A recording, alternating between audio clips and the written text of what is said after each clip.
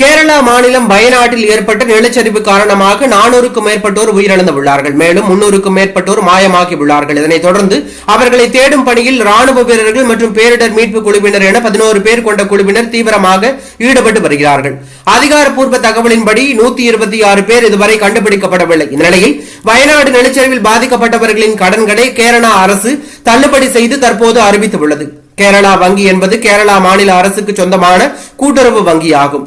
இந்த வங்கிக்கு கேரளா மாநிலம் முழுவதும் கிளைகள் உள்ளன. நிலச்சரிவில் சிக்கி உயிரிழந்தோர்கள், உடைமைகளை இழந்தோர் மற்றும் வீடுகளை இழந்தோரின் கடன்களை தள்ளுபடி செய்வதாக கேரளா வங்கி அறிவித்துள்ளது பரபரப்பை ஏற்படுத்தியுள்ளது.